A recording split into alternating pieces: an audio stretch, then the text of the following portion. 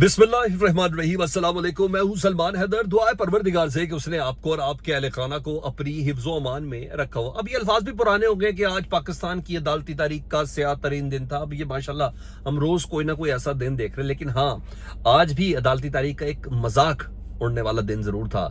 आज जज को भी पता था कि मुलजिम कौन है, मुजरिम कौन है, वकील को भी पता था कि वो जिसकी पैरवी कर रहा है वो गलत है। और यही नहीं सर, खुद मुद्दई को भी पता था कि मैं आज खड़ा हुआ हूं, लेकिन ये जो जज साहब है ना, ये आज फैसला नहीं करेंगे। ऐसी सूरत हाल थी आज, चाहे इस्लामाबाद हाई कोर्ट हो, चाहे आज सुप्रीम कोर्ट हो। क्योंकि बात मसला ये है कि फैसले कहीं और से जब कहीं और के हुक्म पर आने ना, फिर इसी तरह का मजाक उड़ाया जाएगा। मैं बहुत सी चीजें आपके सामने शेयर करनी है। माओ की फिर सिसकियां और हिचकियां नजर आई हैं। बहरल वो जो जाली हवा भरी गई थी स्टॉक एक्सचेंज में, एक दो नहीं 6,500 क्रैश कर गई जी। स्टॉक एक्सचेंज ही बंद हो गई। अब इससे अंदाजा लगा लें वो जो मेरे कहते हैं ना, गैर मरई कुव्वतों की वजह से बढ़ा गया था, और जिसको वजीर आजम यकजान दो कालेब SIFC का प्लेटफॉर्म और पता नहीं किस किस के साथ अटैच कर रहे थे, आज वजीर आजम को जवाब देने की जरूरत है। अच्छा, इसके साथ साथ आज खाकी वर्दी का भी जिक्र हुआ है, उसकी भी कुछ तफसील मैंने आपके सामने रखनी है। आज 9 मई सुप्रीम कोर्ट, मखसूस नशिस्तें सुप्रीम कोर्ट, बहुत कुछ है जी। और ऊपर से इमरान रियाज खान साहब का एक अदद बॉम्बशेली कह लें जो उन्होंने खबर दी है, सारी आपके सामने रखता हूं। तो व्लॉग को मुकम्मल देखिएगा। अगर चैनल रोज देखते हैं लेकिन सब्सक्राइब नहीं किया तो सब्सक्राइब करने, अगर आपको ऐसा लगता है कि हमारा काम इसमें आ रहा है। तो सबसे पहले हम छोटी खबर से, अली अमीन गंडापुर से ही शुरू करते जी। अली अमीन गंडापुर साहब के जी शराब और असला बरामदगी का केस है जी।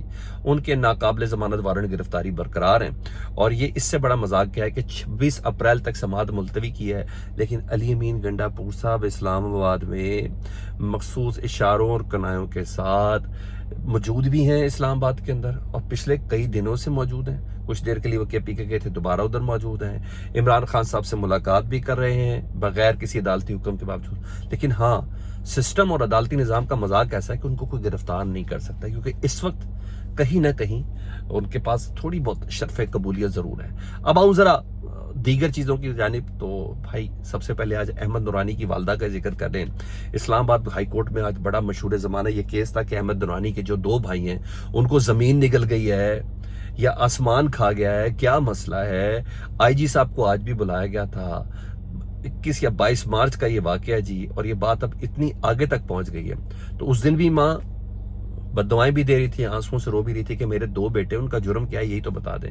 आज IG साहब को बुलाया गया था, IG साहब नहीं आए, अदालत गुस्से हुई। अमीन मिन्हाज साहब थे जी, उनका थोड़ा बहुत गुस्से होना बनता था, क्योंकि अदालती हुक्म की तो एक साथ क्या माशाल्लाह अमीन मिन्हाज की एक हुक्म की पामाली हो रही है। वो तो छोड़े जी, जस्टिस डोगर साहब की भी एक हुक्म की पामाली हो रही है। उनके कहने पर तो मुलाकातें तक नहीं करवाई जा रही, और सुप्रीडेंट जेल तक अपनी बात से मुकर के, उस बेचारे का भी क्या कसूर है, उसको मुकरने पर मजबूर करता तो ठीक है ना।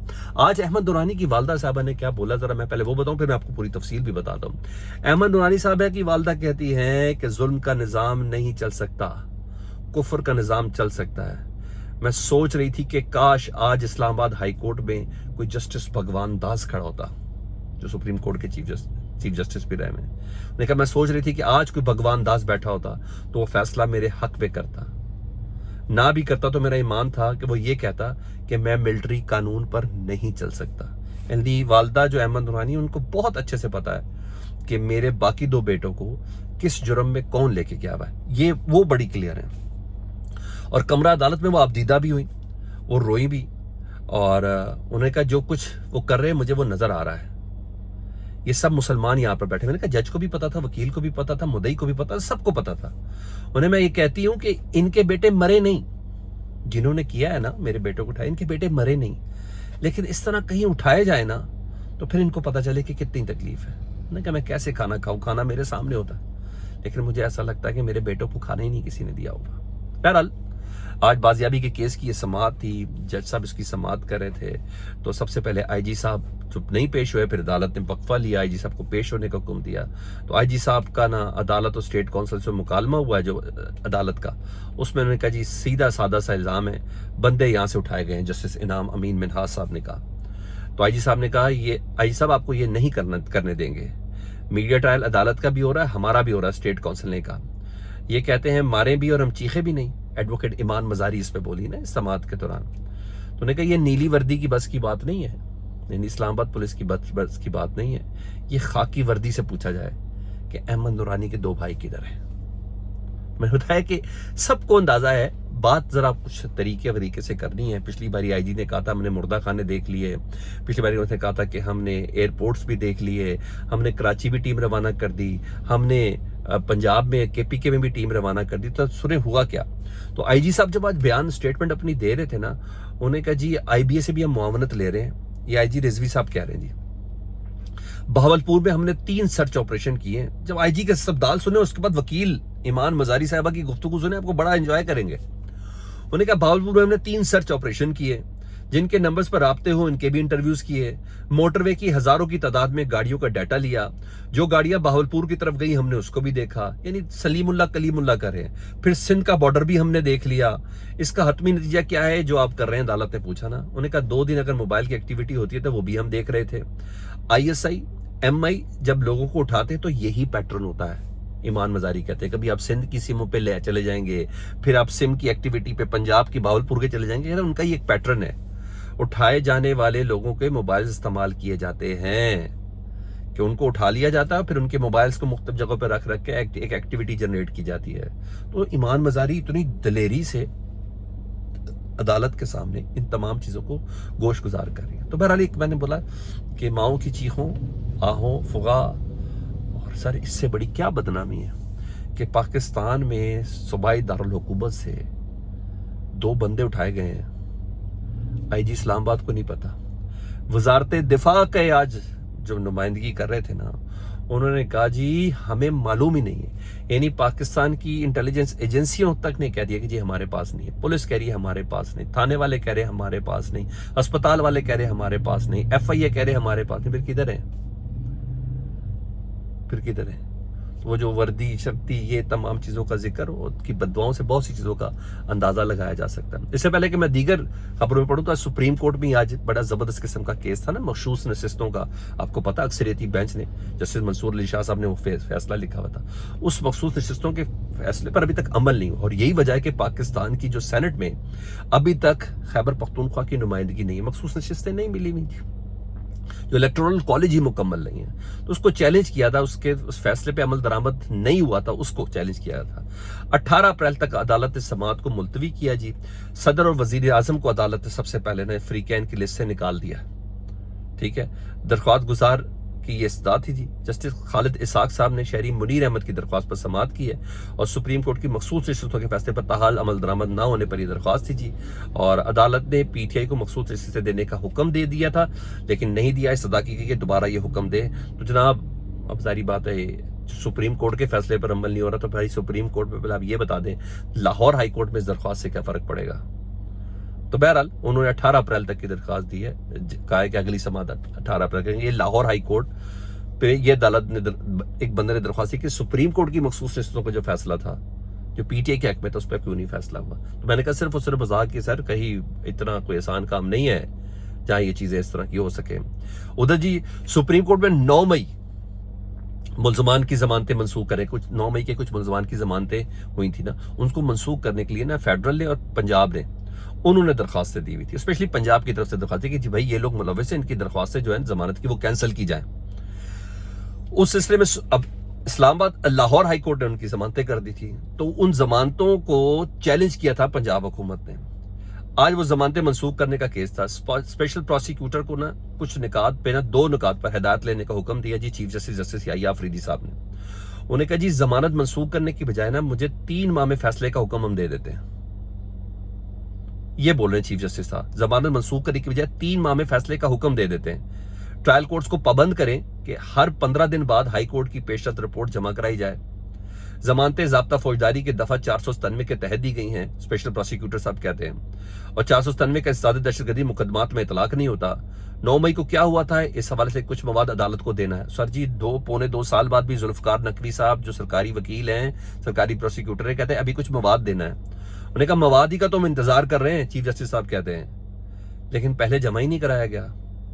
تو بہرحال یہ آپشنز انہوں نے دیے، اور پھر سماعت ملتوی، اس کے بعد دوبارہ شروع ہوئی۔ تو جناح ہاؤس لاہور حمزہ کیمپ راولپنڈی کے زمان کی زمان منسوخی کے خلاف یہ اپیلیں تھیں. تو سر چیف جسٹس صاحب نے ایک چھڑکا ضرور دیا کہ جی 3 مہینے کے اندر اندر فیصلہ ہی دے دیتے ہیں, ضمانت منسوخی کو چھوڑ دیں آپ. تو آج یوں ہو رہا تھا ادھر ادھر, مگر نہیں, پریکٹیکلی کچھ نہیں, کیونکہ کورٹ پیکنگ بڑے مزیدار طریقے سے ہوئی ہے جی.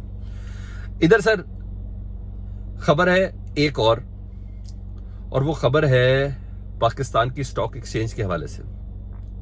اس خبر کو میں آپ کے ساتھ ڈسکس کروں تو اس خبر میں سر یہ ہے کہ 6,500 سٹاک ایکسچینج یعنی 100 انڈیکس 6,500 پوائنٹس کریش کر گیا ہے, نیچے گر گیا ہے آج. اور یہ امریکی ٹیرف جو چینج ہوا تھا نا 2 دن کا تھا, وہ پاکستان پہ کوئی اثرات کیونکہ دیکھیں ہماری کیسے سٹاک ایکسچینج بوم کر رہی ہے.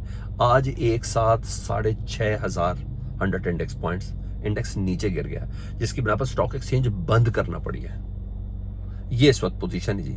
کاروباری ہفتے کے پہلے روز 6,500 پوائنٹس کی کمی کا ہوا ہے جی, اور انڈیکس گر گیا ہے تقریباً 1,14,000 تک پہنچ گیا جی. 1,13,000 کی کم ترین سطح پر ہے. یہ والی اس وقت پوزیشن بنی ہوئی ہے.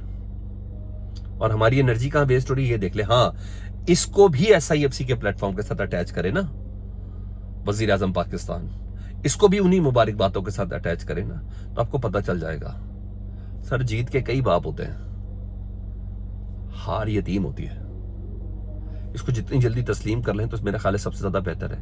باقی ہاں کوئٹہ میں اختر مینگل صاحب کی کال کو جی لبیک ہو گیا جی, اور کوئٹہ سمیت بلوچستان کے دیگر اضلاع میں مکمل طور پر شٹر ڈاؤن ہڑتال ہے اس وقت. کوئٹہ BNP کی مرکزی کال پر کاروباری مراکز, مارکیٹ اور دکانیں بند ہیں. کوئٹہ شہر میں ٹریفک کی آمد و رفت بھی معمول سے بہت کم ہے. بلوچستان کے بیشتر اضلاع میں موبائل فون نیٹ ورک کی سروس بند ہے. آگے نہیں نکلے اختر مینگل صاحب, کیونکہ 3 MPOs ان کے آرڈر جنریٹ ہو چکے ان کی گرفتاری کے, اور چاروں طرف سے ان کو سراؤنڈ کیا جا چکا ہے. تو سر میں نے کہا کہ میں آپ کو یہ سب چیزیں بتاؤں کہ ہمارا اصل معاملہ ہم ادھر پھنسے ہوئے, اور بیسیکلی یہ چیز ہے. ہاں اچھی خبر یہ ہے صحافی فرحان ملک صاحب جو ہیں ان کو سٹی کورٹ میں پیکا ایکٹ کا اس کا مقدمہ تھا جی, ان کی اس میں ضمانت منسوخ ہو گئی. عدالت نے 1 لاکھ روپے کے مچلکے جمع کرانے کا حکم دیا جی. ان کی ضمانت ان کی جو ہے وہ منظور کر دی گئی ہے. اس کے بعد جو دوسرا کیس ان کے پاس تھا کال سینٹر چلانے والے کا, اس کی بھی ضمانت ان کی منظور ہو گئی ہے. تو صحافی جو فرحان صاحب ہیں, فرحان ملک صاحب, ان کی رہائی کے احکامات جاری ہو چکے ہیں. آج عدالت میں بڑا مزیدار کام ہوا. عدالت کہتی ہے کہ 6 ماہ گزرنے کے باوجود بھی کوئی ثبوت پیش نہیں کیا, موبائل اسکرین شاٹ پر مقدمہ نہیں بنتا. وکیل صفائی نے یہ بات کہا, انہوں نے کہا جی ضمانت بنتی ہے, کوئی تک ہی نہیں ہے اس طرح کے بندے کو اندر رکھنے کا جی. تو سر یہ اس وقت چل رہا ہے. اور باقی احمد نورانی کی والدہ جو ہے ان کی اللہ نہ کرے بد دعا لگ جائے, لگ گئی تو ایک ماں کی بد دعا بڑی میٹر کرتی ہے. اور ہاں آخر میں وہ خبر سب سے زیادہ ضروری ہے جی, عمران ریاض خان صاحب کی یہ خبر ہے جس کو بم شل کا نام بھی دیا جا رہا ہے. آپ کو پتہ ہے امریکی کانگریس میں ایک عدد بل پیش ہوا ہے جی, اور اس میں پاکستان کے حوالے سے ہماری جو اسٹیبلشمنٹ کے کچھ لوگ ہیں ان کی سفری پابندیاں اور یہ تمام چیزیں, جو ولسن کا جو بل ہے جی, اس پہ عمران ریاض خان صاحب کہتے ہیں کہ بہت اہم ڈیولپمنٹ ہونے جا رہی ہے, یہ پاکستان کی اسٹیبلشمنٹ کو ہلا کر رکھ دے گی. ان کے بقول جو ولسن آرمڈ کمیٹی کے ممبر ہیں, اب ان کا لایا ہوا بل ایک بڑے بل کا حصہ بننے جا رہا ہے, اور اس بل کو روکنا اوورسیز پاکستانیوں کے بس میں بھی نہیں رہے گا. یعنی جن اوورسیز پاکستانیوں کی آ کے پاکستان میں ملاقات ہوئی کچھ عہدیداروں سے اور عمران خان صاحب سے, انہوں نے کہا جی اب ان کے بس میں بھی نہیں رہے گا. ایک ہی راستہ ہے, عمران خان صاحب کے پاؤں پکڑ لیے جائیں, ان سے معافی مانگ لیں, پاکستان میں ڈیموکریسی لائیں اور آزاد انتخابات کی تاریخ دیں, ورنہ ان کے پاس کوئی اور راستہ نہیں بچے گا. اوورسیز اس پر بہت زور لگا رہے ہیں اور کانگریس کے ووٹ اکٹھے کر رہے ہیں. حکومت اور اسٹیبلشمنٹ ملک میں ایک اوورسیز کانفرنس کروانے جا رہی ہے جس میں 3,000 پاؤنڈ آنے جانے کے اخراجات بھی دیں گے. یہ کون دے گا؟ 3,000 پاؤنڈ فی بندہ. اوورسیز کی کانفرنس ہو رہی ہے تو کھانا پینا سب عیاشی بھی کروائی جائے گی. بس ان کا اتنا کام ہوگا کہ وہ اسٹیبلشمنٹ کے بارے میں اچھی باتیں کریں. تو سر اس میں خبر تو یہی ہے سب سے بڑی کہ جو ولسن صاحب کا جو عام کمیٹی کے وہ ممبر ہیں, اور یہ جو بل ہے نا یہ ایک بڑے بل کے ساتھ اٹیچ ہونے جا رہا ہے.